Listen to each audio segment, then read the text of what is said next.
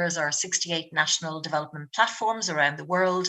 And like Action for Sustainable Development, we're very involved in supporting our members to engage with the VNR process at a national level, but also with the regional sustainable development forums and with the high-level political forum.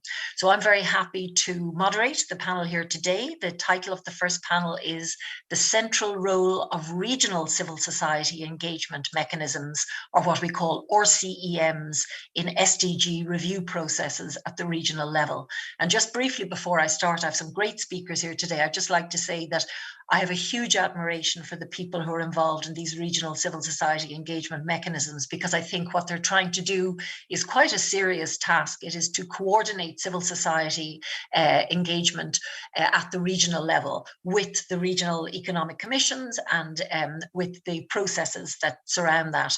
And so I think many of these civil society engagement mechanisms have emerged without much formal support, without much formal funding and so on. And so their achievements are all the more impressive. And Forus has been involved in engaging with the regional level sustainable development forums since 2017. And we've seen huge improvements, huge changes and huge efficiencies emerging from the coordination of civil society at the regional level. So I'd like to start by introducing my 5 panelists here today. The first speaker is Carol Agengo from the Africa Regional Mechanism of the Major Groups and Other Stakeholders. So you're very welcome, Carol. I'd also like to welcome Wardarina, who is with the Asia Pacific Regional Civil Society Engagement Mechanism. Welcome, Wardarina. And also Nelia Rakimova, who's with the ECE, or the Europe and Central Asia Regional Civil Society Mechanism. I'd also like to welcome Peter Moschino, who's with ESQA Regional Stakeholder Mechanism. That's the regional stakeholder mechanism in the Middle East. And also Mabel Bianco, who is with the Latin American and Caribbean Regional Stakeholder Mechanism. So as you can see, we have great representation from the different regional civil society engagement mechanisms around the world. And I'm going to put a number of questions to the different speakers. So looking forward to stimulating and dynamic exchange between us. So I maybe start with perhaps Nelia for my first question. And my first question, Nelia, to you is, what are the greatest challenges facing the regional civil society engagement mechanisms in their current efforts to coordinate civil society more effectively at the regional level? So over to you, Nelia. Thank you, Didier, for introduction and for the possibility to speak here today among these great speakers. Yeah, about our challenges, what we actually highlight right now in our region, it's first of all really wide diversity of countries, of constituencies. It's sometimes really challenging for us because we have on one hand really developed best practices countries from Western Europe, and at the same time we have still countries which are quite so to say delayed in the SDG achievements. So for us as civil society, it's always hard to find the balance, especially when we need to develop a common message. Another challenge that we see that there is an increase in social and economic inequalities between countries and population groups, and at the same time what is even more challenging for us, that we even have some conflict within or between the countries. We know that there is always like a war conflict possible happening between my particular country, Russia, and Ukraine. We know all these threats. We know that there is another really complicated situation between Armenia and Azerbaijan.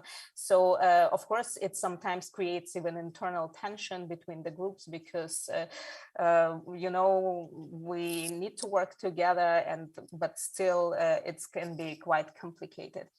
At the same time, another challenge that we face as civil society that, again, in some countries, and already mentioned ones, we have particular pressure on civil society. And for example, we had a really challenging situation with Azerbaijan when we even couldn't find speakers for HLPF because people are just afraid to speak up. And we actually have right now in the regions, in several countries like this, but we are trying to provide safe environment to convince people to get engaged anyway, be open, to create the safe space for conversation, but still we never know how it will end up for them after the particular events and so on and so forth. Of course, for us, it's also another problem is, I don't know, some lack of organizational capacity in terms of financial support. I personally believe that such kind of mechanisms should be supported, I don't know, by United Nations Foundation or something like this, because of course we can go to donors and ask for support, but it's always, you need to engage some key organization behind.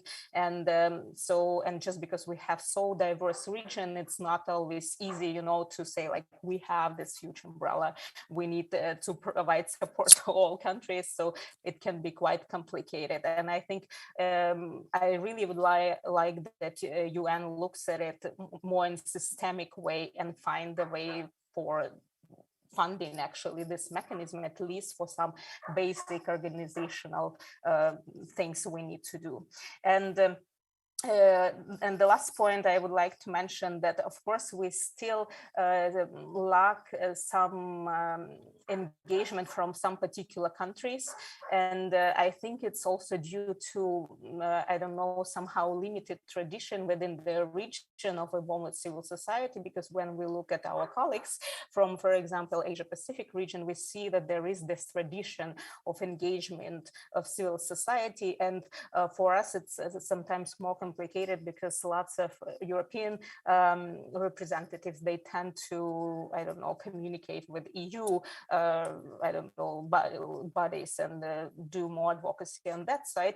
So I think it's would be great if we really work together more with the UNC Secretariat and try to engage more countries and basically to demonstrate how it's important. And of course, it's all other points should be included in this process. Thank you. Thank you so much, Nelia, for a really comprehensive answer. And you mentioned about the diversity within a region, and that's absolutely true. But of course, there's diversity between regions also. So I'm going to go to Carol Agengo with the same question next. And Carol, I'm going to ask you again, what are the greatest challenges based on your experience in Africa facing the regional civil society engagement mechanisms in their attempts to coordinate civil society more effectively at the regional level? So over to you, Carol. Okay, thanks, Deirdre, and good afternoon, good morning, good evening, everybody. And I'll just pick up from where Nelia left, for some of the issues that she raised also are reflected on the African continent. If we go back to the reason why the mechanism, AMGOS, as it's called, previously the Africa Regional Civil Society Engagement Mechanism, why it was formed, it had the tripartite role of coordinating and facilitating engagement, exchange of information, and defining and promoting the African narrative in the Sustainable Development Goals, which are noble objectives by any standard. But when you look at the first challenge is the diversity of Africa. Africa is vast. And the number of countries in Africa, then you multiply that by the number of civil society organizations, then we're talking about a huge number of actors, the coordination of whom becomes difficult by any standard. But in addition to the geographical vastness of Africa, there's also the diversity of cultures, diversity of peoples, diversity of issues, And this reflects in the civil society engagement. Therefore, unifying these diversities across geographies, across themes and peoples and cultures becomes extremely difficult, which leads me to the second challenge. The challenges presented by the diversities get reflected in the challenges that come about because of the funding, the challenges of funding that Nelia spoke about. The resources are not of necessity available to civil society on a general level. And so bringing that lack of resources onto a coordinated mechanism becomes a bigger challenge. And so the funding and access to resources is one big issue that continues to present a challenge. The third challenge is that civil society engagement follows the politics, the economics, we've spoken about the economics and the cultures, but it also follows the politics of this diverse continent. And so when you bring the political interests that have a play on the civil society engagement, then this weighs on the coordination role that a mechanism such as ours would play. And these politics play out in, for example, electoral processes. It plays out in what do you call it, the foreign policy issues such as control of civil society organizations all play a role, and this impedes on civil society's capacity to engage. And this reflects on the coordination efforts that a mechanism such as ours would want to play. And so those, I would say, are the three top challenges that play out. But the final challenge that I'd like to bring out is the multiplicity of frameworks. So the SDG framework is not operating in a vacuum. The SDG framework is part of a global framework of rights instruments.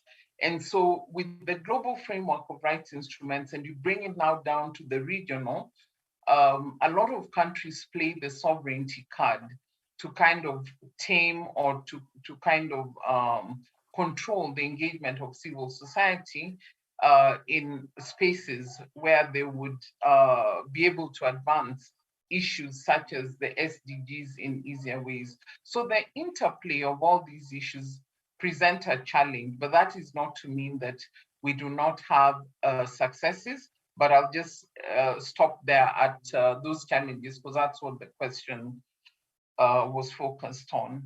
Carol, thank you so much, and for such an articulate presentation of the various and many challenges that you face. And as I said, your efforts and what you've achieved so far is all the more impressive in the face of those challenges. I'd like to go next then. You mentioned successes, so I think I'd like to ask my next question of Wardarina from the Asia Pacific, or CEM.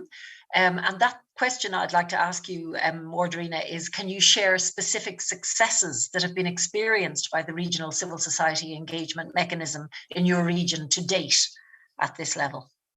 So over to you, Wardarina. Thank you, Deidre. I was hoping to actually, answer the question on challenges because we still have But okay, it's okay. I can talk about the successes, and then of course that we learned a lot from the formation of the Asia Pacific Regional CSO Engagement Mechanism itself, right?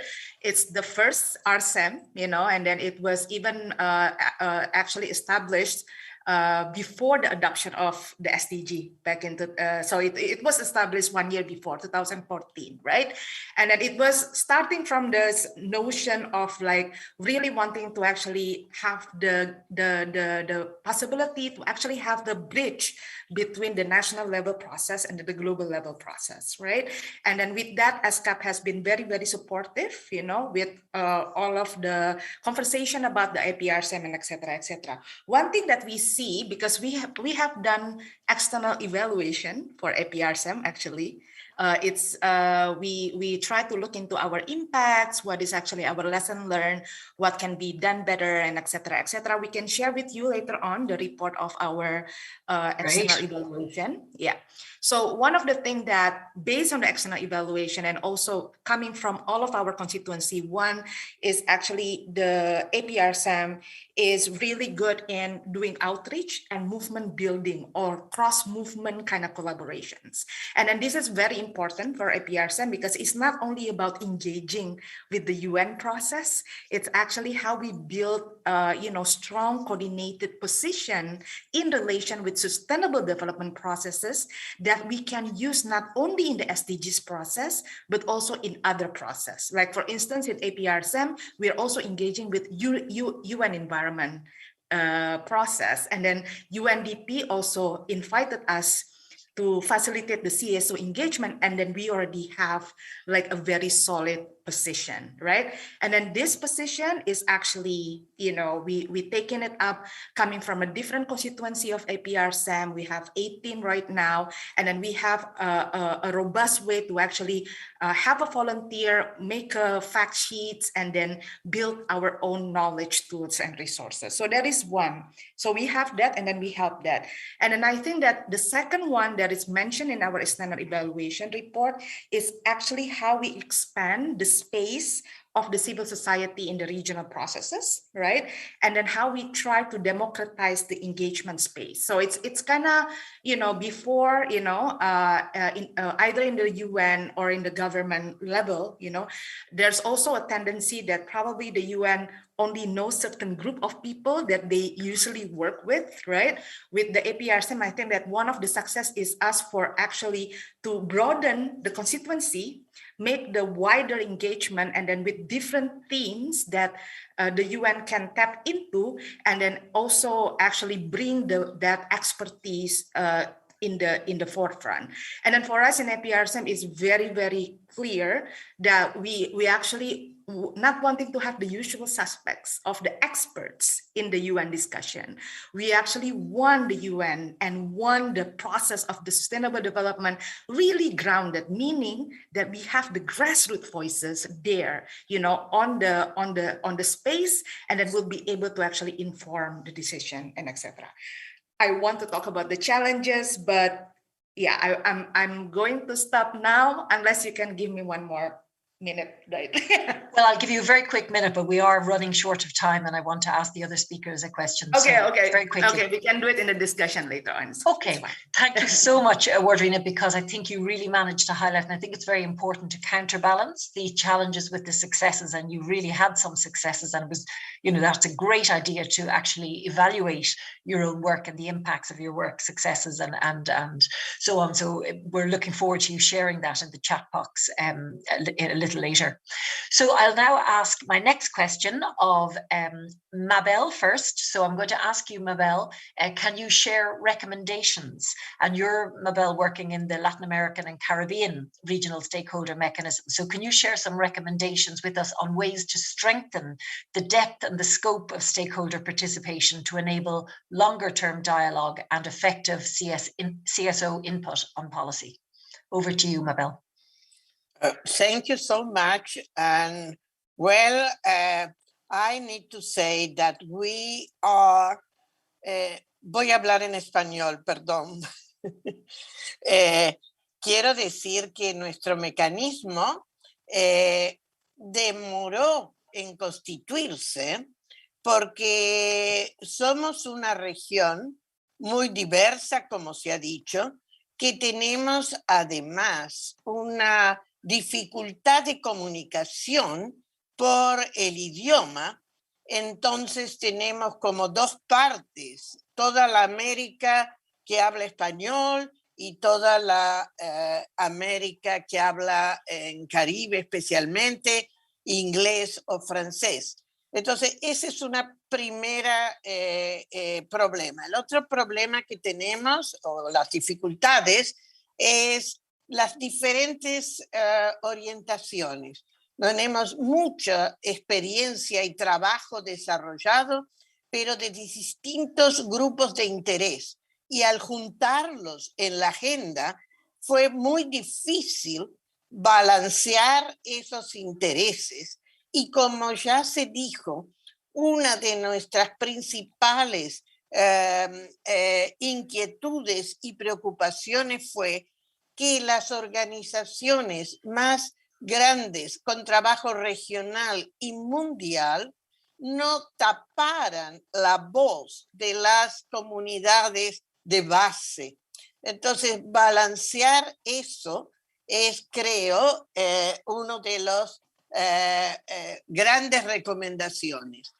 Tener en cuenta de siempre buscar ese balance. El otro punto importante es que la situación de los gobiernos es muy cambiante y en nuestra región cada elección de nuevos gobiernos, bueno, genera problemas, pero nosotros persistimos. Entonces, una gran recomendación es la persistencia de nuestra insistencia en el reclamo a los gobiernos, a pesar de que ellos cambien sobre nuestros intereses. Y ahí el gran tema es, y en la recomendación, es cómo siempre buscamos los puntos o denominadores comunes de todos esos diferentes grupos para que no se priorice uno en relación a los otros, para no tener allí grupos que lideran y otros que solo acompañan. Pero para eso la recomendación es que siempre tenemos que estar reclamando que aparezcan las voces, que estén, que no se pierdan. Y como somos todos voluntarios, no tenemos financiación, entonces necesitamos el apoyo entre nosotros para entender que a veces hay grupos que decaen en su participación y otros que persisten. Y sobre todo, entender que nunca debemos quedarnos y solo ocuparnos del acuerdo con un gobierno o con un grupo de gobiernos. Tiene que ser con todos, no podemos parcializarnos. Pero ahí también decir que hay gobiernos muy difíciles y que incluso en nuestra región estamos teniendo ahora limitación para participar libremente como ciudadanos en nuestras organizaciones. Y eso lo tenemos que denunciar. Y lo tenemos que denunciar porque no interesa quiénes sean los perseguidos. Lo que interesa es que nuestras voces se están coartando, se están impidiendo.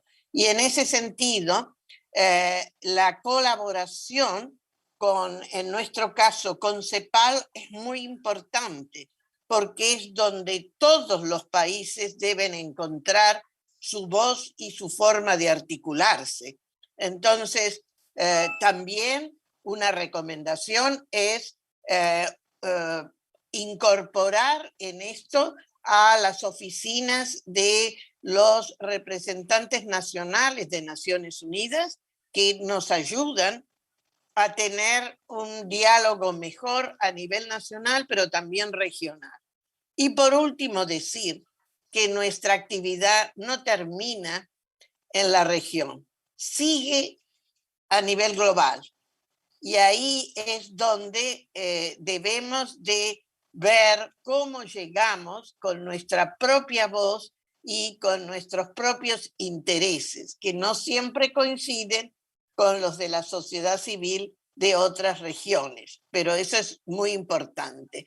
Y por último decir que nosotros queremos, y esto ha sido algo que lo hemos logrado, que la agenda no se fraccione y se vean separados los objetivos de desarrollo sustentable, sino que se vayan integrando.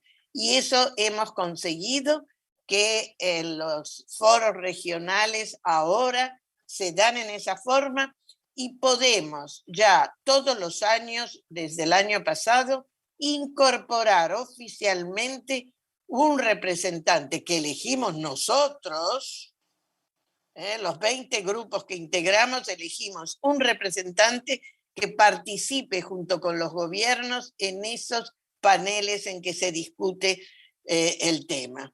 Creo que esto es, y la principal recomendación como sociedad civil, persistir, insistir y no decaer nunca. Gracias. Mabel, thank you very much, and really struck by your recommendations around persistence, but also making sure that civil society is fully represented in all its diversity and what a challenge that is.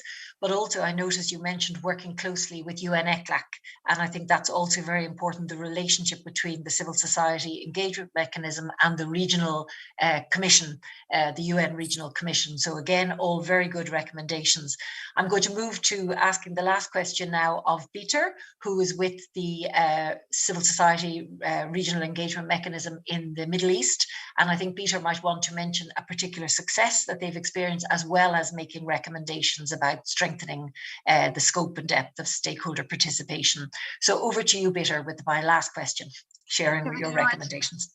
Thank you very much, Deidre, and thank you for this opportunity. I will be speaking about Arab region, which is actually very problematic when you look at from the perspective of sustainable development, obviously with several issues hanging to be achieved. But as civil society organizations, we have been organizing civil society platforms, regional platforms, officially, I can say, recognized also, as in the case of other colleagues, by the UN mechanism. So we have the possibility organizing this meeting prior, as we call it, pre-AFST, before the official meeting, and ensure that our outcomes and recommendations are also integrated in the official process. We also kind it as a success because we can nominate colleagues to experts and civil society representatives to be present in the sessions.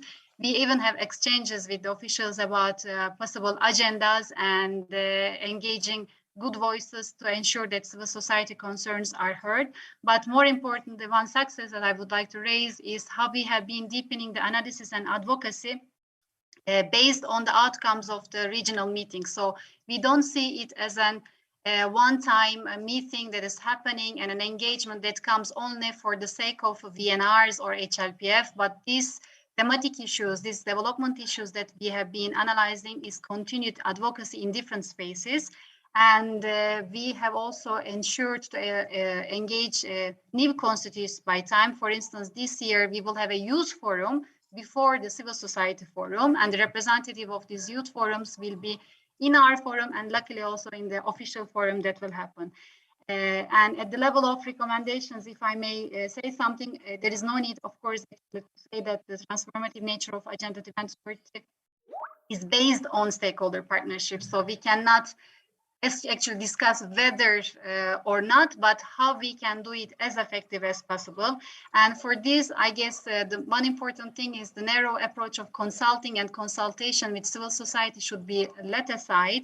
And as civil society organizations, we should be also providing analysis on different policies and providing recommendations with an ownership of the national agenda. So our engagement should not be as from our side also in only on the consultative processes that is led, but owning the process and coming up with recommendations and policy responses that can actually contribute achieving sustainable development in our respective regions. And it is also important to ensure sustainability of the issue. Many of us also raised the issue of challenges of funding and keeping this work as solid as possible, also given the enabling environment restrictions that we have, let's say, in different regions. But to continue in a sustainable manner, this work will also help us be recognized and develop our constituencies by time. And hopefully this is what we are achieving from the Arab region. Thank you. Thank you so much, Binter, and for being so succinct as well. And thank you to all the speakers for really keeping within the time. I'd love to have time to ask you more questions, because there's obviously a lot more that you could say to unpack some of the points you've made, but we will have time for that afterwards in the discussion. But I'm going to hand over to Ollie Henman now, who's going to moderate the second panel discussion. So thank you to all the speakers of this panel, and we will engage with you in the discussion later. So over to you, Ollie, for the second panel.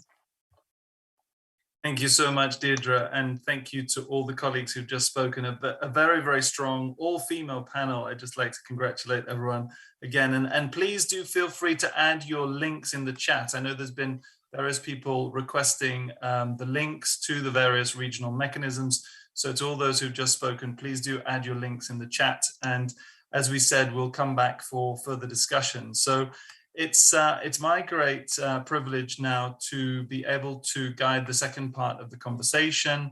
As you have already heard, the key interlocutors, if you like, for the regional level are each of the regional commissions from the UN.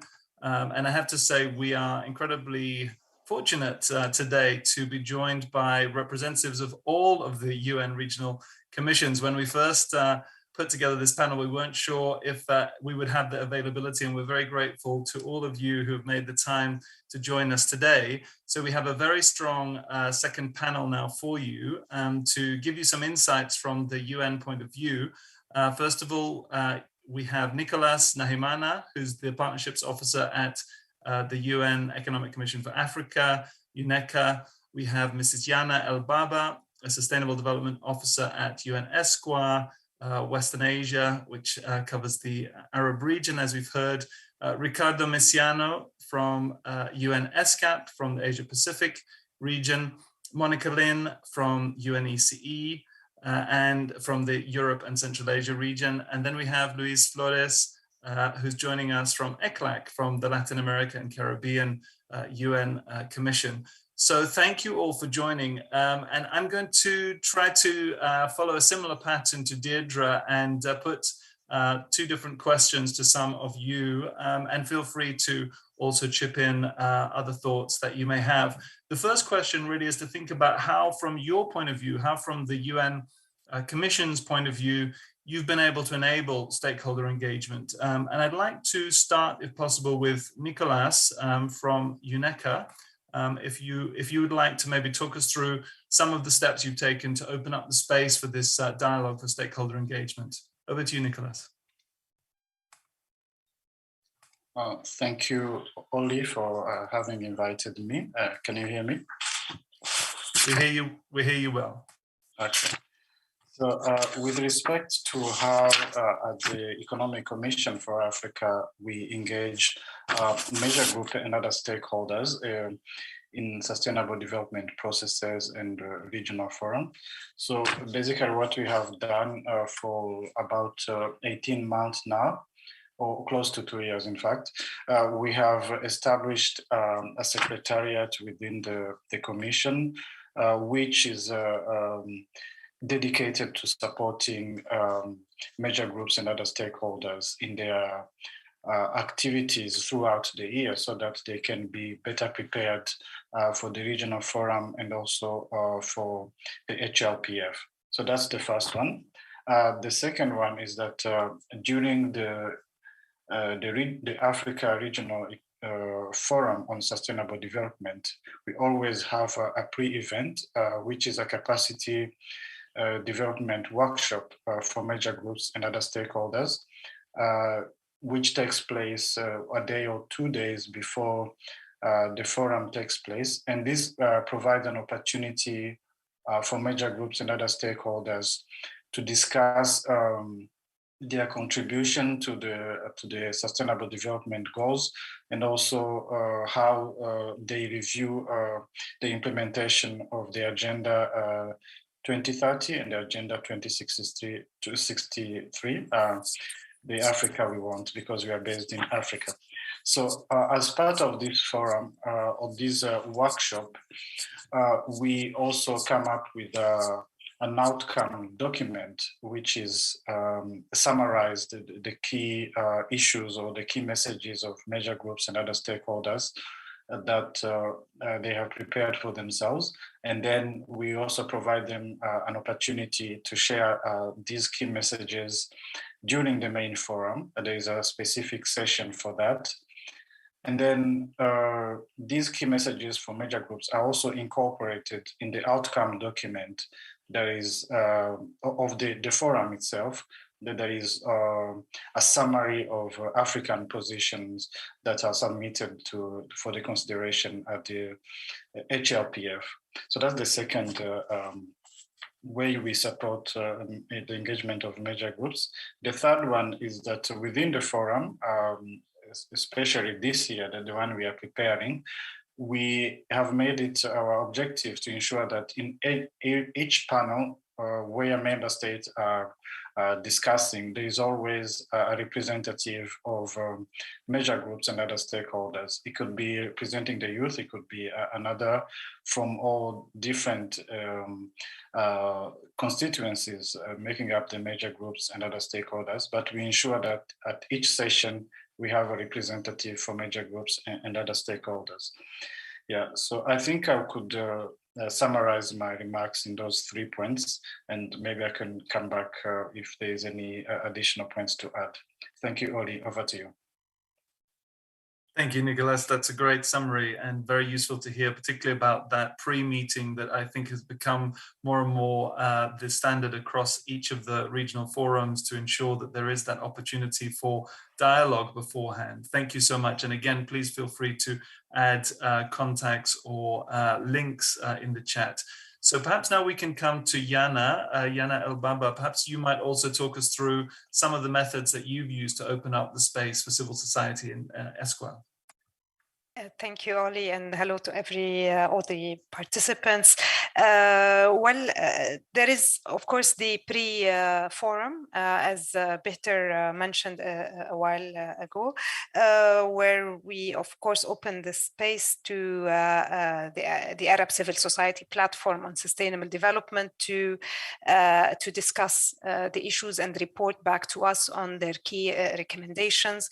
So we also occasionally offer financial resources, but we really don't interfere in the agenda setting, so they have full independence. And the report of their preparatory meeting is annexed to the report of the forum itself.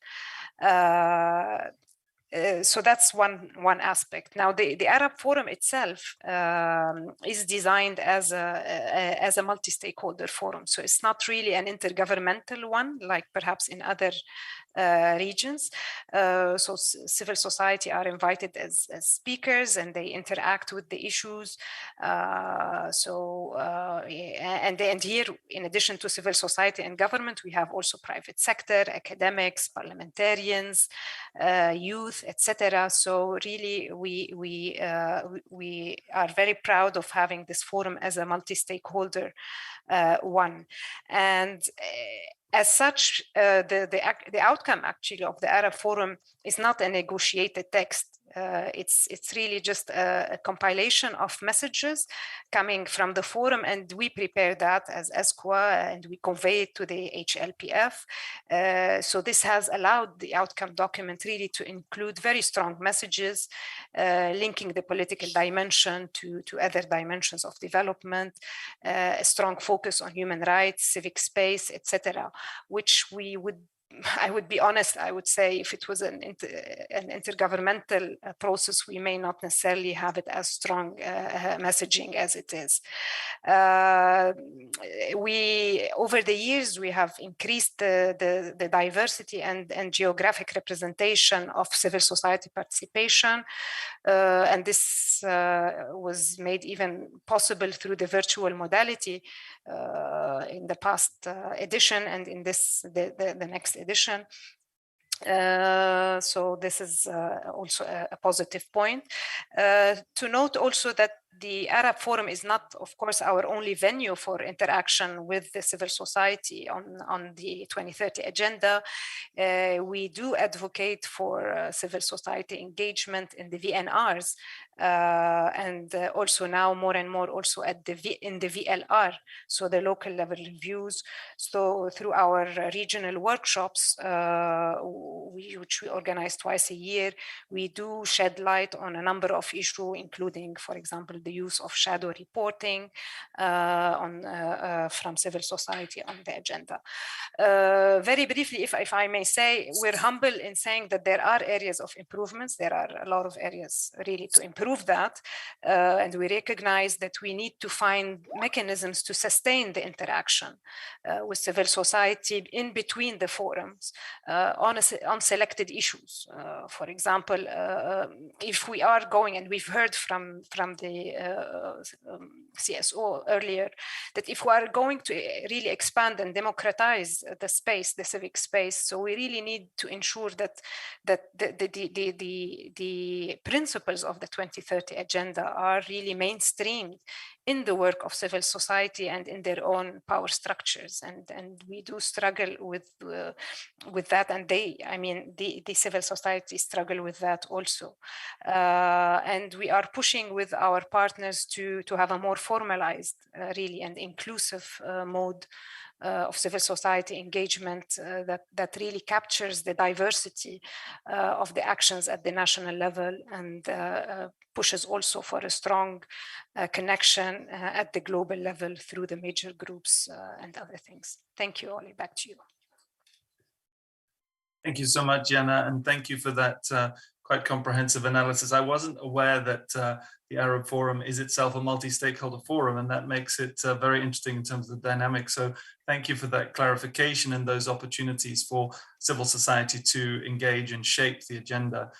So if I might now turn perhaps to Monica from UNECE, and moving a little bit more to the second question, how do you think, Monica, we can actually go further and strengthen the role that you play at the regional level as that bridge from the national to the global? How would you see that being strengthened in the future?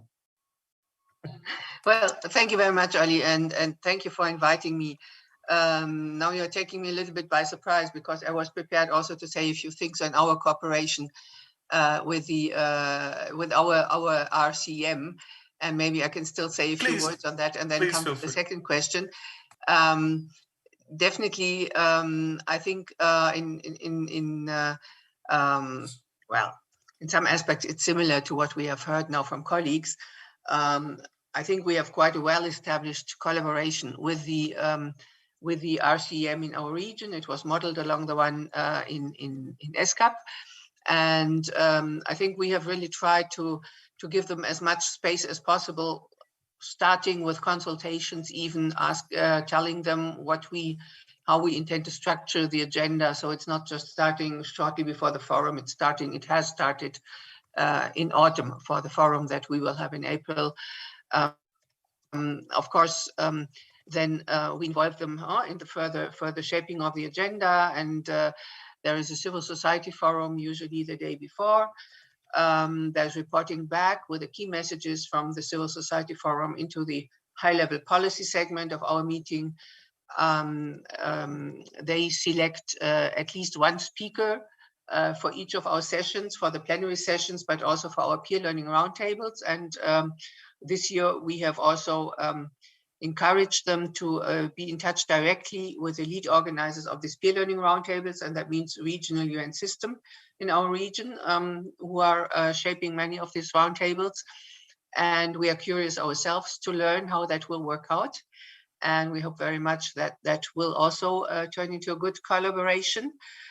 Some of the challenges that were mentioned, and of course I have listened with particular attention to Nelia speaking on our region, is challenges we are also facing.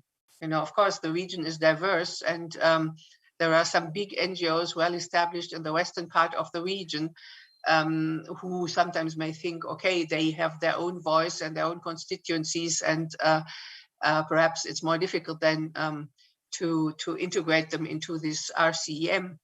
I think the other challenge that was mentioned almost by everybody is the funding issue. And we have really tried, and I mean, we don't have regular budget funding for our forum, so we depend ourselves on donors, so from our regional member states, to give us the money we need to organize the forum. And we've always tried to find at least one donor who is also able then to finance participation of at least some civil society representatives in the forum. I think it has worked out, and sometimes we also look to our partners in the UN system, and sometimes they have the possibility to bring in some more civil society representatives from their own constituencies. There is probably still room for improvement in terms of having perhaps an even broader involvement of different groups in the RCEM. Local authorities, business and industry, well, they go a little bit their own way, and it's always a challenge for us to get them engaged, scientific and technical community. But I think it would also be interesting, and that was also mentioned, to go a little bit more to the grassroots level. And we try to do that through the regional offices of our UN partners. But I think increasingly, perhaps we can also try to involve more the UN country teams.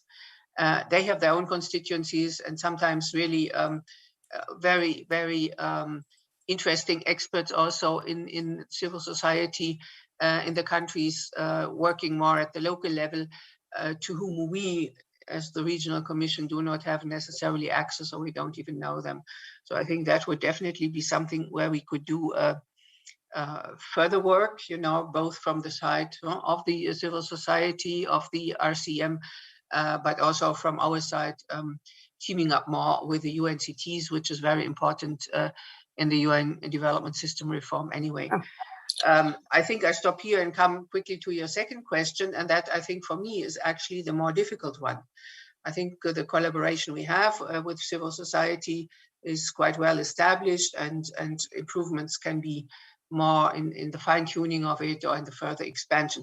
But when it comes really to bring the messages from the regional forum to the global level, and that goes also for the key messages from our forum, of course, we have the chairperson summary, which is consulted with all meeting participants, so also civil society can make sure that their messages really get reflected in this report. And this report goes as an official background document for the high-level political forum to DESA, who then turn it into an HRPF document. So there we have the messages in. Is that good enough? No, I don't think it is. And there has been quite some discussion also in the recent review of the HRPF, the working methods, because usually then there is a presentation. I mean, this is one among many background documents. Of course, it's on the DESA website, but what attention does it really get?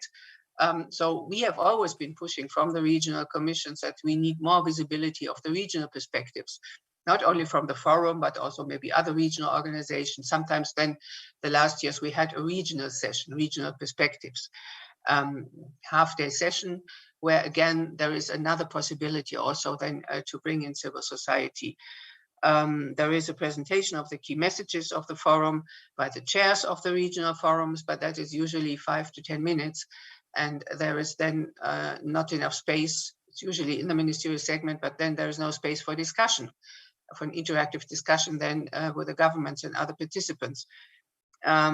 So there, I think we are in constant discussion with DESA, and also, of course, then through our office in New York with the Bureau of the HRPF.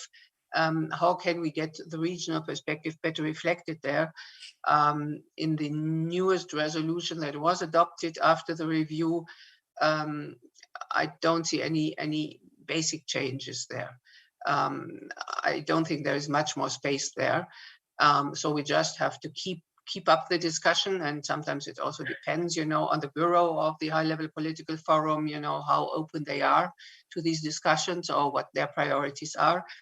But we will continue to try to get more space there for the regional perspective. And I'm saying this, it's not only the regional commissions, it's really the regional perspective. Of course, I think HRPF as such is a great platform also for civil society. You have many, many ways to interact there in the official meetings, but of course also informally. We've always tried, when our executive secretary is there, also to set up a meeting with civil society from our region, again, to bring in the messages that she may then also have the possibility to relate, in the official meetings. And I'm sure there are many other ways, but in the official meeting itself, I think there is still space to get the regional perspectives in a little bit more broadly and a little bit, well, to have some more space than we have now. So let me stop here, and yeah, I'm happy to hear also from my colleagues of the other regional commissions what they think about this.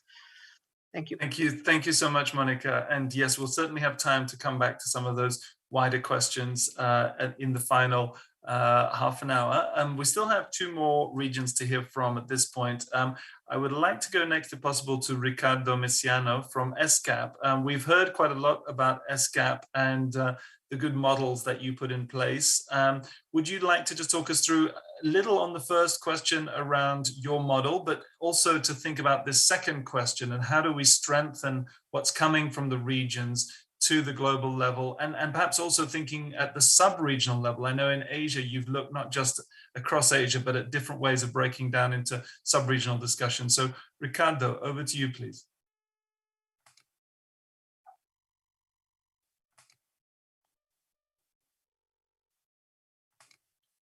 We're not hearing you yet, Ricardo. We can see you. I think you're still muted.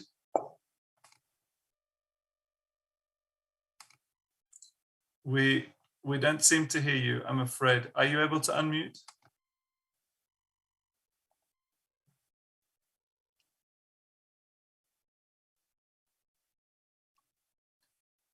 I'm afraid we can't hear you. Perhaps we can come back.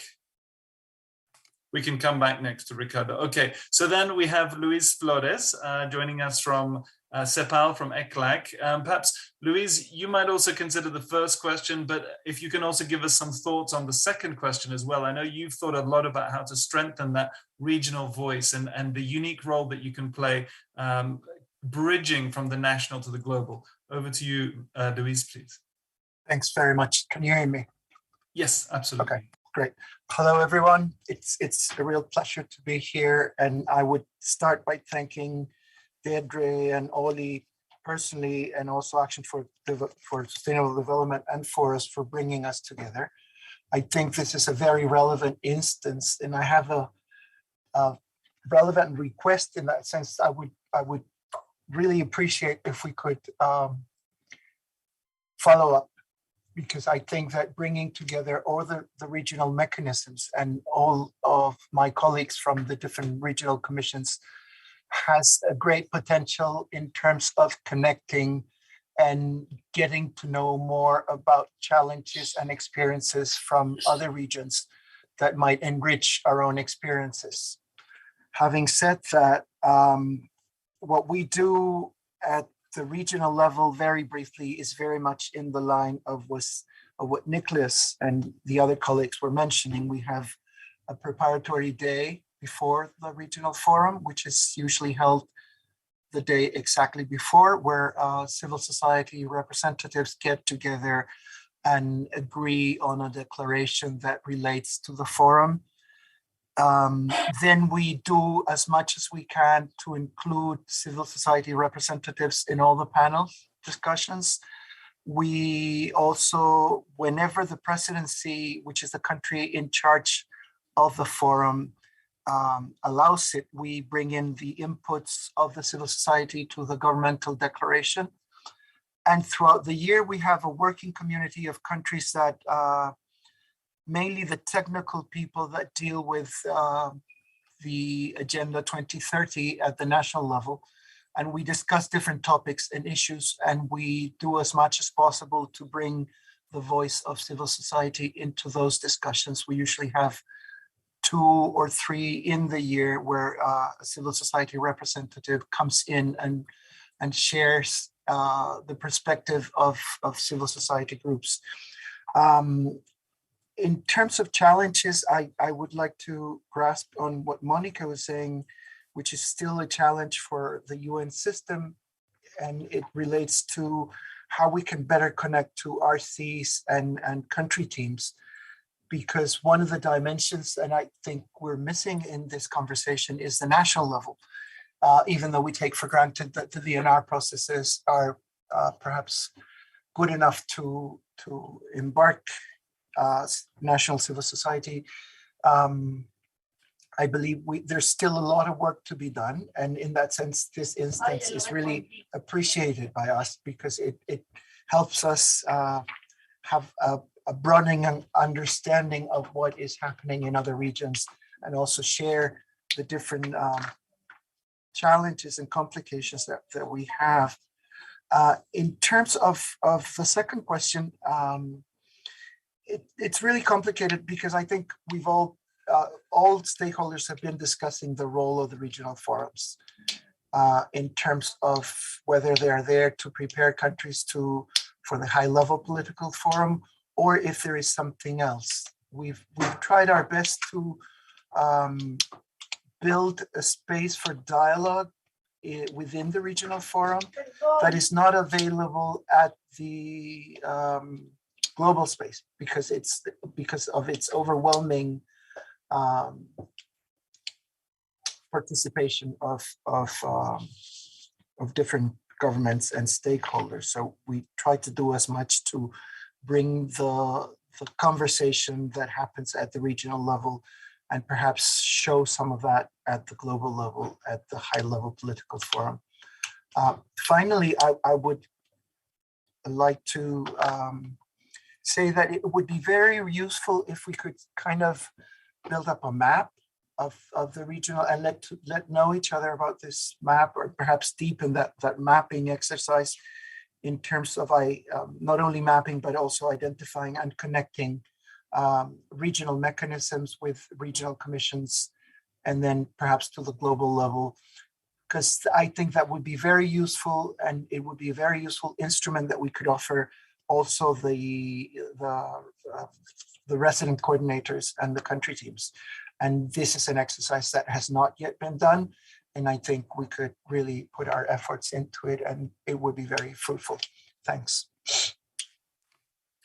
Thank you so much, Louise. And well, thank you to both you and Monica for really highlighting that key role in the regional commissions to look both to the national support and then connecting that national support through to the global level, and really thinking about that opportunity for deepening at the regional level. And I'm glad to hear, as you've said, that this is in itself a useful moment for us to come together, and we hope absolutely to continue this discussion in many ways over the coming months, and wishing you all a great success in the upcoming regional forums. So this is very much the beginning of that conversation. I'm hoping now we can come back to Ricardo from UN SCAP. Are you okay there, Ricardo? Are you able to unmute? I managed to unmute, and apologies for that. Some last minute drama. We're here.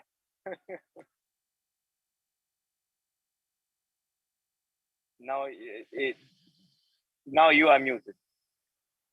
Oh, sorry. Yes. So Ricardo, yes, wonderful. It's great that you can join us as well. And so actually, we've heard so much about SCAP being a great example. So perhaps you can just talk us through briefly about your example, but also some of your recommendations on how to strengthen this dynamic. And as I said, given you've also had sub-regional meetings, and how do you connect those together and then through to the HLPF? Over to you. Thank you so much, Oli, and thank you for all the colleagues joining today and this morning tonight, including our good friends from APRCM, really our partners in crime for this 2030 implementation at the regional level. Indeed, at both regional forum, sub-regional forum, we couldn't make the forum without our civil society partners. And now we really, I want to say, we got to the point where the space that we identify for APRCM is not just the filler in the agenda or in the dynamics, is really and a pivotal part of the forum and of our sub-regional discussions. We even have a couple of sub-regional forum which are mainly multi-stakeholder forum rather than intergovernmental forum. So there was this kind in some parts of the region. The role of the stakeholders is so important, it's so key that the decision was taken to move from an intergovernmental forum to a multi-stakeholder forum, where the balance between member country and other stakeholders is really toward the other stakeholders. And this is great. Of course, for our Asia Pacific Forum on Sustainable Development, this year we get into the 9th forum, and we do have our People's Forum, the Youth Forum coming before the APFSD. There is a civil society representative always opening the forum, representatives in each of the session, in the parallel round tables that are the big highlights of the APFSD, and in our discussion on the VNRs. We do have a session on voluntary national reviews at the APFSD, and this year we're betting a lot on this session because we launched 2 VNR trainings in the Asia Pacific region between Sri Lanka and Pakistan, and between the Philippines and Tuvalu. And civil society are part of this training, and they're really constituting a main element of international reviews. And for the first year this year, we always have this VNR workshop organized together with DESA, and we do have APRCM sharing their example. You know, DESA is always a little bit conservative, no? It is always for member countries. And this year, for the first time, we managed to break the wall. So we do have civil society at the VNR workshop we organized with this. So it's great. Every year, I think, and our friends can testify, it is really a step forward in the engagement of the civil society, including the role in the space in the country stakeholder statements. They're really our main partners, and we try to do as much as we can in terms of funding, in terms of trying to pull resources and synergize. About the looking forward, what can we do to do better?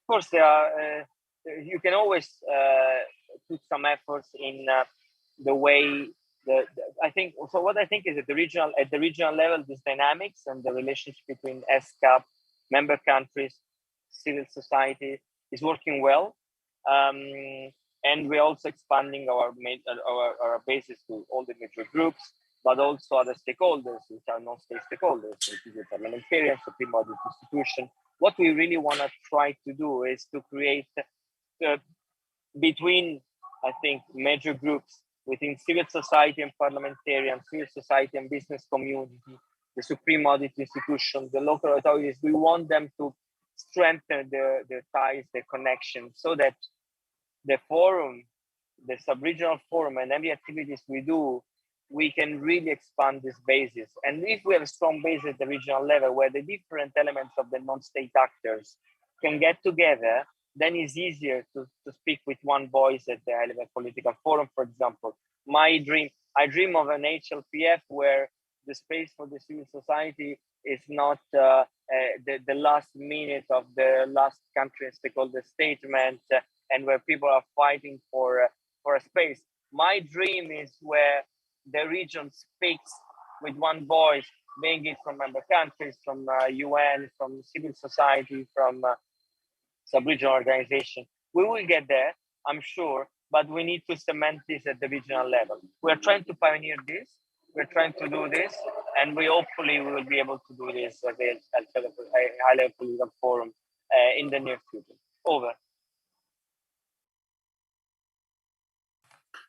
Wonderful. Thank you, Ricardo. It's really excellent to hear some of those good practices, and in particular, some of the ways that you've already provided space for civil society, and particularly that I found it interesting, the twinning of VNR countries within the region. That could be an interesting model, I'm sure, for others to explore, and potentially also exchanging between regions on the VNR experience. So thank you for some very concrete and practical examples. So we have about another half an hour left, or a bit under half an hour. So before we go to the questions, I just want to put up one more slide on the screen, which reminds you of the dates of all of the upcoming regional forums. I know there have been some questions in the chat, just so that everyone can see those clearly and understands what's coming up. So this year, I think the regional forums are almost all taking place consecutively, back to back, within primarily the month of March. So kicking off with the Africa Regional Forum at the beginning of March, then the Latin American Forum starting, I believe, on the 7th of March, the Arab Forum on the 15th of March, the ESCAP, the Asia Pacific Regional Forum, at the end of March, and then the ECE Regional Forum in early April. And again, we can put the links to those various forums in the chat, and we'll make sure to also put the links to them in the follow-up email for anyone who would like to sign up and join those various forums. There is still time, I believe, to sign up if you're based in any of the regions and you would like to be part of those discussions. I imagine most of those will be hybrid or even primarily virtual, so there should be good opportunities to engage. And as I think Joanna mentioned earlier, in some ways the virtual format actually has encouraged wider participation because you don't need to cover expensive flights and so on to join a meeting in person. So I'm going to stop the screen share here, and perhaps we can take a few questions. We do have, and if I can invite the first panel also to come back on the screen. Yes, I see Deirdre, my co-host, and please feel free to come back on the screen, other panelists. We have had a few questions. I think there was one, a sort of a series of questions around the point that Monica mentioned around grassroots engagement and connecting the national level. Maybe we can start with that question back to the representatives from the various commissions. If anyone would like to add a bit more on how do you think the regional commissions can strengthen that link with the national and subnational level, the grassroots support and the linking to the VNRs and the VLRs. Perhaps you might want to say a few more words on that. I mean, Monica's covered this quite well, but if there are others who would like to add more on that theme.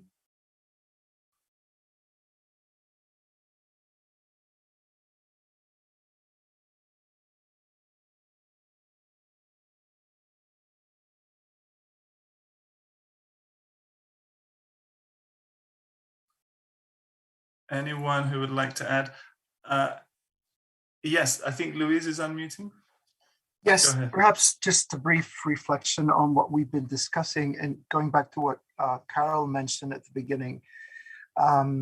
It's very much, for me, it's very much related to the challenges that the complexity of diversity brings on board, because we need to start from the basics. You can't just reach out and expect that you get national or local organizations.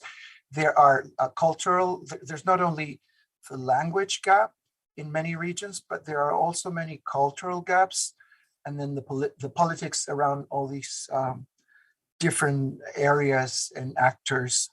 And so what we've been trying to do with the help of the mechanism from the very beginning is try to understand the landscape, which is very relevant in terms of connecting in a sustainable way. And that means not only mapping, but also identifying, and this is a complex mapping and a complex identification in terms of not only knowing who we are talking to, but also the politics behind each country, each local government, and each organization. And then connecting. If we manage to do those basics, I think we have the base for a better work. Now that is a great challenge, and it's been years we've been going forward on that sense, and it's still a challenge.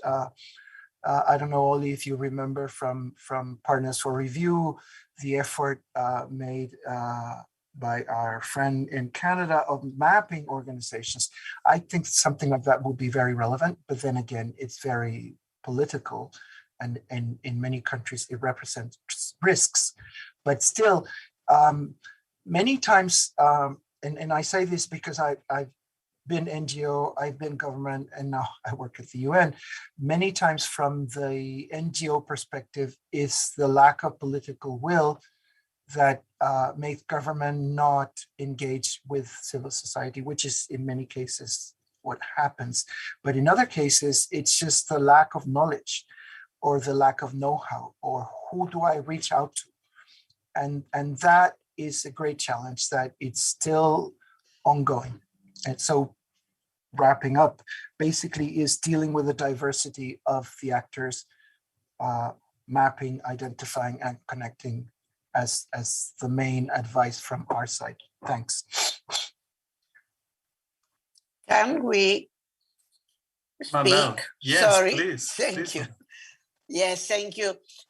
Well, I'm going to speak in English now, but what I want to say that we take care when we organize the mechanism in 2019 that the grassroots are going to be equally represented as the more big NGOs, because before our mechanism, it used to be in the ECLAC, as well as is known everywhere, that most of the civil society that they have relation are those more regionally and globally, and not the grassroots. That's why we especially consider that, and we take care that all our grassroots, and specifically I'm talking about, for example, the indigenous groups that we have so many in our region, the Afro-descendants, the migrants, and all those that they are, and of course, the grassroots, as for example, the Wairu Commission, that they are most in the Caribbean, but they are strong and they are in all the region. So I think this is something that the mechanism of the civil society, we need to take care and be very careful, not them leave behind. That's an excellent point, Mabel, and I think you're right that having a space that enables and ensures that diversity of voices can be heard is absolutely essential. I think we have both Nelia and Rina also wanting to come in on this. Perhaps we come to Nelia and then Rina. Yeah, I just wanted to say it was also in the list of my recommendations, and maybe we can also discuss it with Monica later, because I think it's really the great approach of sub-regional forums, because we have this diversity I mentioned, and this is exactly, I think, what we need also if we want to involve grassroots and any level of civil society. And I think it's really important that we really look at this possibility, especially in such diverse, but as everybody mentioned, all regions are diverse. And I think it's really best practice that we need to multiply in other regions. And another point that I wanted also to share, that it's also would be great if we can get even more involved in some regional activities, because, for example, as far as I know, that VNR countries get some trainings, and I think what we face, at least in our region, that some countries really don't know how to engage civil society, and that's why we need to be integrated, because it's like our interest and we know how to I mean, at least I think we should be able to demonstrate how different kind of governments can engage civil society. And it would be great to have our representative within this kind of trainings and workshops for the governments, that we can, from our side, demonstrate what worked for us, what are best practices for us in terms of engagement. So yeah, this is my suggestions for now. Excellent points. Thank you, Nelia. Rina? Only just adding on from everyone, I really agree with Luis, Mabel, and also Nelia. I think diversity is very important. And then for us in Asia Pacific, in RSEM, even like we actually put in our operational guideline, which is like our bylaws, you know, like which is how the APRSEM is actually mandated to harness the grassroots voices, you know, in all the sustainable development processes. And then I do agree with Luis that, you know, database, you know, putting, you know, looking at the mapping the civil society is very, very important. So that's why we actually have a way to actually register registration, you know, and then having like try to do some mapping in which sub-region they are from, what kind of scope that they are working, you know, in that civil society, and then also what themes that they are working on. So we have that mapping already. That's also one. And I also agree with Luis that it cannot be just, you know, one-time meeting and then that's it. Like what we are trying to actually do for outreach is that our point is that we don't only want to engage the civil society that engage with the SDG. That's not the point. We want to engage this civil society or grassroots organization that work on the issue of sustainable development, right? Even though that they haven't engaged with the SDG. That's the whole point of leaving no one behind, no? So capacity building is very, very important. We very, very look into that. Like for instance, like we have 3 days People's Forum instead of 1, is really not only to consolidate, but to level off the grassroots understanding of the regional trends, the systemic issue, and then what is actually the implication in their local level, right? The CSO forum, the People's Forum, is also used to actually connect the grassroots organization to the CSO or focal point in the national level that work on the VNR and have that conversation, because sometimes they don't know each other, right? Like even in the same country. So we actually try to make the People's Forum have that space to actually exchange. And it's a very, very important part of that. So in APRSEM, we are trying to do that. One more thing is the best practice of sub-regional processes and sub-regional forum. So in SCAP, we have sub-regional forum. The more nearer it is to the home, the more easier for the grassroots to actually engage, right? So, but not in the national level, because in national level, sometimes it's very hard. The gate are closed, and it is easier to get to the regional and then sub-regional. So it's a really interesting paradox. So yeah, so I'm just going to say that sub-regional forum, SCAP has it. We try to, as much as possible, to actually use it for our grassroots engagement. Yeah, thank you. I mean, that was a really excellent point there, Rina, that sometimes at the regional or sub-regional level, you can have a more open discussion than within your own country. That's a very good point that you've raised. And it seems like that also ties in with what Nelia was highlighting with some of the countries in the ECE region as well. So really excellent and something we can take away. Let me pass over to Deirdre, my co-host, to take the next few questions.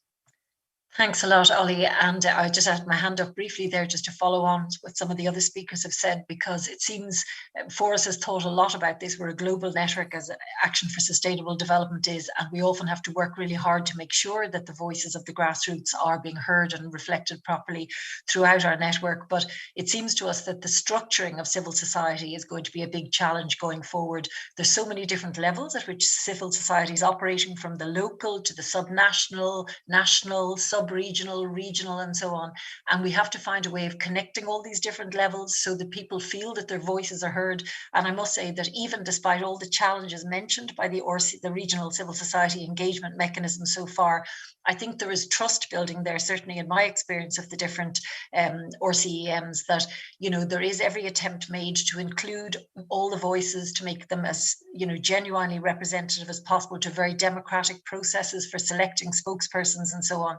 So I think if that can be built on, and I certainly agree with Lewis that the mapping of civil society is also going to be part of this a wider exercise to try and really make sure that civil society feels, regardless of what level it's operating at, that it can influence and have its voice heard at the important levels when it comes to the overall high-level political forum cycle. So just then to see whether there's anybody else who would like to make a point. I don't know, in the chat box, has anybody raised a question, or would anybody like to raise their hand? I think I see Joshua Alad, if I'm correct, who's got a hand up. So Joshua, if you'd like to unmute yourself and come in and just introduce yourself first, please, and your organization. Thanks. Thank you so much. My name is Joshua Alade, and I work with Nigerian Youth SDGs Network. It's a youth-led civil society organization driving local accountability for the SDGs in Nigeria. So the question I have is around, so it's still on capacity development. I want to ask, like in Nigeria, we've had like 2 VNRs, and the input of young people was basically absent from the 2 VNR processes. How is it possible for youth organization to be trained on engaging in national VNR processes? Because for next year, Nigeria will be presenting another VNR, and my organization wants to play a big role in the VNR process for Nigeria. So how can we have like a capacity development training to support civil society organization, youth groups that want to work on the VNR process in country? Thank you very much. Great question, Joshua. Is there anyone in particular you'd like to put it to, or will I go first to Carol, who's with the Africa Regional Civil Society mechanism to address your point? Yes, anyone can go ahead, please. Okay, maybe I'll call on Carol first, and then anybody else who'd like to answer from the panelists. So Carol, over to you. Okay, thank you, Joshua. And I think there's a similar question in the Q&A section from somebody by the name of Sarah Wesonga. Initiatives for leveraging regional and international human rights in advancing, reinforcing the VNR process, and for example, the UPR recommendations to advance the VNR, or incorporating SDGs into UPR recommendations. So starting with Joshua's question, yes, there is opportunity within the framework of AMGOS. Youth are also youth are included, and you have an opportunity to engage in the upcoming regional forum that will take place in Kigali. There's a lot of focus on youth, and you're invited to engage with that forum, because that, I think, is a space where, that is one of the spaces where you can begin to lift up the youth voice. This other thing that I'd like to say, linking it up with the question that Sarah has asked, is that there are national SDG forums or SDG institutions that straddle the civil society and government. A lot of them are housed by ministries concerned with either youth or gender or justice in several of the countries. And that provides a good opportunity for engagement. UPR processes are open in a lot of countries. Many countries include civil society in the UPR processes, and there's nothing that prevents you from lifting up the issues that are being ventilated around the VNRs to also inform the UPR processes, because we cannot look at them as parallel events. We must look at how they overlap if we are to ride on the intersectionality, indivisibility, and interdependence of human rights. We have to look at it from that perspective. So yes, there's opportunity, and I'm happy to provide more information as you might need. I'll just put in my address on the chat box and you can get in touch. Thanks so much, Carol, for the useful information. Binta, I think you want to add something there as well? Yes, actually, Joshua is not from the Arab region, but there may be some other participants who may have the same questions and to know a little bit more about capacity building opportunities at Arab region level. And I would like to give also the case and the way I mentioned as a success, because opportunity for us to engage youth now and to organize youth forum was also because we have run a regional training session, capacity building session on sustainable development goals, Agenda 2030 for youth organizations and youth civil society representatives. So to make them understand and also duplicate these trainings at national level to enhance the outreach and as well engagement. So there are such opportunities happening in different regions, and our resources are also available for those who are interested. And I would like to also link to the question about the UPR. I definitely consider that with the big umbrella of human rights framework approach and looking at sustainable development issues, not goals per se, but of sustainable human development narrative, actually makes us move forward to link these different processes and to engage in these different processes to echo the main challenges and to echo the recommendations that we would like to see happening. So although they may look like run at different times and at different sequence for countries, this is also at the Arab region level what we are trying to do to move beyond only for monitoring and reporting for those VNR countries, but continuous monitoring for all countries at a constant, like with a framework of human rights and sustainable development, so that it doesn't remain as per process, but rather a comprehensive approach. So this may be also maybe used by those participants, and they may also think that these efforts can be simply merged and they may have better outcomes as well. Great, Binta, thanks very much. I'll hand back over to Ollie again to take over. I see lots of hands up, Ollie, so there's no shortage of people wanting to speak. Yes, thank you, Deirdre. Yes, and unfortunately we are getting close to the end of the time that we had, but let's try and take a couple more. I see Emmanuel Amatepi, you've highlighted in the chat also something on youth. Would you like to just explain your plans, please? You should be able to unmute now. Yes, please. Thank you very much. And good afternoon from Ghana. Good afternoon, my friend Joshua, thank you for the question. I think that your question is quite very relevant and speaks to the many issues that young people, particularly the youth, are facing in many countries in Africa. And what we are doing as Youth Advocates Ghana is to bridge that gap. And over the past few months, we have been working with the ECA and the African Monitor in South Africa to convene a youth workshop on the VNR process. Unfortunately, the process got disrupted last year, but I'm happy to say that we have reached a consensus to have this training workshop happening from the February 28th to the 2nd of March, leading to the 8th session of the Africa Regional Forum. I understand that there are some limitations in terms of the number of participants that can join the in-person workshop. But I must say that there are opportunities also for us to extend this training to other youth networks within Africa. And so I'm happy to engage and to ensure that we can extend the training and to provide these resources and opportunities that are emerging from this forum. Thank you. Thank you, Manuel, and we'll make sure to share your information in any follow-up email as well. That's very helpful. I think we have time just for two more, and I'm sorry that we won't be able to come to everyone who has their hand raised, but the next two I see are Christian Amuta and Joanna Panka. Christian, over to you, please. You should be able to unmute now. Yes, sir. Thank you. Mr. How do I pronounce Herman? Am I correct? Henman is fine. Thank you. Awesome. All right. First of all, my name is Christian Amuta. I represent True Ways International Incorporated. It is a nonprofit organization located in the Missouri City, Texas, in the United States of America.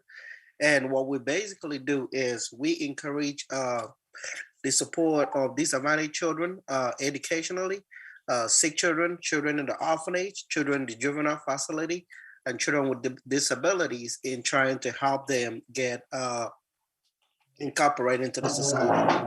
helping them to fulfill their God-given potentials. Now, I listened to what Carol and Nella said are possible challenges that came up in the study of the Sustainable Development Program. So my question is just simple. How do we effectively engage the participation of all stakeholders in all regions to encourage their cooperation in the findings and reports of the Sustainable Development Programs to gain the grassroots? By grassroots, I mean the citizens, the youth, the political, I mean those politicians that are handling the affairs of each region, the executive, taking into consideration the challenges that is currently being faced, like the cultural, organizational capacity, all of that. So how do we effectively get that done to gain trust and be able to gain acceptance and cooperation in getting these sustainable development programs done in those regions? Thank you, Christian. Well, you've come to the right place for that. That's what we're all about. So very good question. And I'm sure there'll be some good responses from some of our panelists just in the final round. Before we come back to panel, one last question from Joanna Panka, please. You should be able to unmute now. Please go ahead. Joanna, do you hear me? Joanna Panka? Otherwise, we also have Judith Kaulem. Judith, perhaps you can unmute. Thank you very much. Can you hear me now? Yes. Yes, thank you very much. Really, my point was with looking at the Africa continent and the Africa Regional Forum, which I think is really grounded in a very foundational position. Agenda 2063 and the SDGs being aligned, which provide a basis for at least aligning the SDGs even at the national level. So we have found countries even making national development plans that are aligned. But my issue, and maybe this question is also directed to Nicholas, that you find that in terms of governments being inclusive in their implementation of the SDGs, they mistake the whole of government approach with all of society approach. And I'm taking this experience from Zimbabwe, where you have all line ministries being very active on the SDGs. And the government in its reporting says we have adopted a whole of society approach. So really to find out even at the Africa Union level, at the ECA level, whether there are also initiatives to find capacity, build that appreciation that government line ministries are not necessarily a whole of society approach. I just wanted to make that. Thank you very much. Thank you so much, Judith, and it's good to hear your voice. And a very good question in terms of the alignment of plans from governments and how they ensure that they genuinely bring in the whole of society. So we are over time, but I would like to give a chance to some of our panelists to respond. There was a particular question to Nicholas from ECA. I don't know whether you have any final thoughts, Nicholas, or if others also would like to indicate, perhaps you can raise your hand if any of our panelists would like to say some final thoughts. Nicholas, over to you first. Thank you, Oli. So if I understood correctly, the question was about how a government can have a whole society approach in terms of the engagement in the preparation for VNRs, and of course the whole process of sustainable development goals. And basically what we do at the ECA is that we work in collaboration with governments who are preparing for their VNRs, and we advise them on, and we support them in their process, in these processes. And part of that, the recommendation we make is always to ensure that they have a multi-stakeholder approach, so that all sections of the society are involved in the production of these reports, and in fact they are in effect engaged in the process of sustainable development. So that is a message that we continue to to communicate to member states. Over to you. Thank you, Nicholas. Thank you for tackling that question. And perhaps I wonder if I could put Mabel on the spot, given your unique role, Mabel, also as the co-chair of the major groups and other stakeholders. Perhaps you might try to address the question that we had from Christian about how do we really go further with stakeholder engagement to deliver on the SDGs? What would be your insights, Mabel? Oh, it's not an easy question, but well, first of all, I think regionally, we need to be sure that the different stakeholders, and when we say the different stakeholders, we are talking about the private sector, but parliamentarians, and also some specific groups that they are not really often civil society. Meanwhile, for example, in our region, we incorporate the trade unions because this is something that sometimes are outside, but we have no the political parties. So they need to be more through the parliamentarians and so on, because we couldn't have a partial orientation in political terms, as I said. So this is something that we need to take care at regional. And of course, this is something that the commission, ECLAC in our region, consider, but we work together to try to incorporate as much as possible in our groups. But we have no private sector in our groups. And this is the same for the global level. We need to take care and we need to consider that the big enterprise and the international ones, they are not stakeholders as we civil society.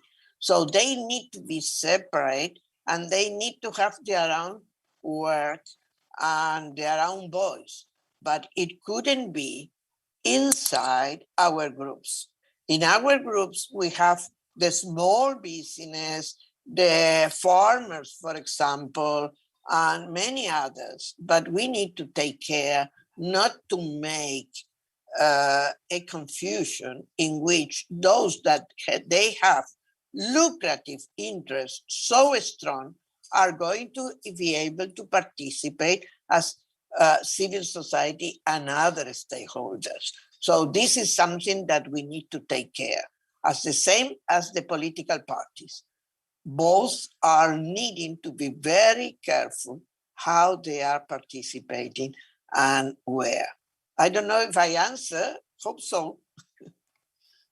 Thank you so much, Mabel, and thank you for those very broad and inclusive words, and as you say, highlighting the different ways that we engage both at the regional and then of course at the global level, which I'm sure we'll have other sessions where we can explore that further. So at this point, I really would just like to thank all of our excellent panelists. It's been such a strong and enriching discussion. I think we've had perspectives both from the civil society side as well as from the UN side. They've been extremely strong and very complementary. We'd still have many challenges ahead, but it's great to be able to connect with so many of you and so many of those who've joined as participants today. This is very much the beginning of a conversation. So from our side, from the side of Action for Sustainable Development, thank you again very much to everyone who's joined and look forward to keeping in touch. And let me pass to Deirdre also for some closing remarks. Thanks, Ollie. Just to say very quickly on behalf of Forus, to thank you all for coming and really participating in what hopefully will be a growing debate on the role of the regional level in the overall implementation of the and monitoring of the SDGs. Just to say that Action for Sustainable Development and Forus feel that the timing of this webinar today was good because the regional sustainable development forums themselves are not starting until early March and they run through to early April. April, but we do intend in either late April or it might even be slightly into May to organise another one of these joint webinars where we support people who have been through the regional sustainable development forums this year and participated in them to look back and again identify what emerged this year, what were the strengths and the successes, and also what some of the remaining challenges are. So we look forward to seeing you again at our next webinar. Thank you very much for participating today, and especially to all of the speakers who put so much advance preparation and thought into responding to our questions. So thank you everybody, and look forward to seeing you again in the near future. Thank you. Thank you. Thank you so Bye, much. everybody. Bye-bye. Thank you very much. Bye-bye. Thank you. Bye. Thank you so much. Bye-bye. Thanks, everybody. Bye-bye.